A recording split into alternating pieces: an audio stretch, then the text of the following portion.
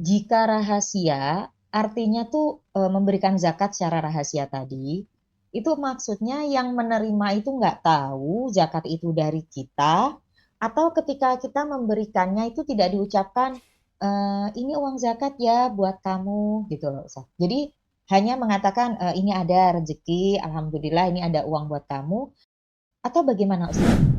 Apa yang dimaksud zakat dengan rahasia? Zakat dengan rahasia bisa maknanya tidak memberitahu siapapun, baik orang lain, bahkan penerima. Sehingga misalnya, saya sangat yakin si A itu orang miskin, dia nggak mampu. Kita punya nomor rekening si A, terus kita transfer ke rekening dia. Kita transfer zakat ke rekening si A tadi.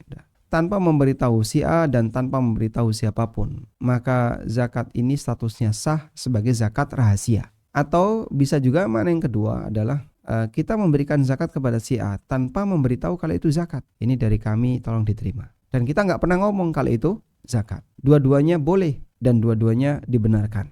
Baik, selanjutnya. Apakah ketika zakat orang harus ijab kabul? Jawabannya tidak harus. Dan banyak ulama menegaskan tidak harus ada ijab kabul dalam zakat. Sehingga tidak harus ngomong ini zakat dari saya. Baik, saya terima zakat Bapak. Tidak harus demikian.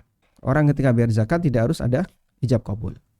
Baik, selanjutnya. Ketika bayar zakat, apakah perlu menyampaikan kepada penerima kalau itu zakat? Tergantung kondisi. Pertama, jika penerimaannya adalah panitia, maka Anda harus sampaikan kalau itu zakat. Misalnya Anda titipkan di lembaga A atau lembaga B, yayasan A, yayasan B. Maka sampaikan kalau itu zakat. Tujuannya apa? Agar nanti dia bisa mengatur penyaluran dari dana itu. Karena mungkin di lembaga itu ada banyak sekali bidang kerja, sehingga kita ketika menyalurkan zakat di situ kita nyatakan ini zakat. Nah, nanti lembaga itu berkewajiban untuk menyalurkan sesuai dengan asnaf yang diizinkan oleh Al-Quran. Ada 8 asnaf, 8 golongan itu. Sudah? Yang kedua, jika penerimanya panitia, bukan amil, bukan lembaga, tapi langsung orangnya. Kalau penerima langsung orangnya, di situ ada 2 keadaan. Pertama, muzaki, orang yang bayar zakat, dia yakin bahwa si penerima ini adalah orang yang berhak, mustahik, salah satu dari 8 golongan tadi. Ya? Maka dalam posisi ini,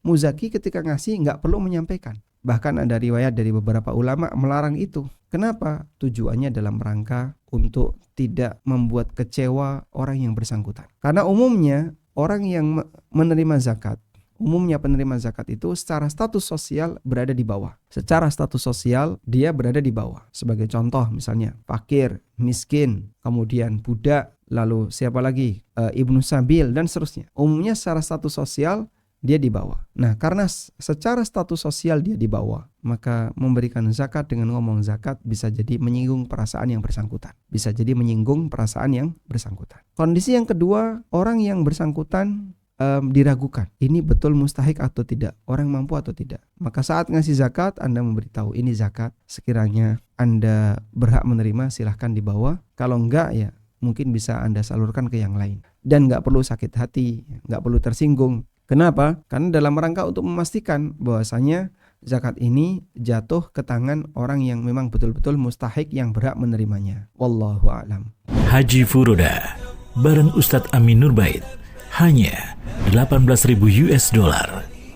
Hubungi 0812 9090 4331.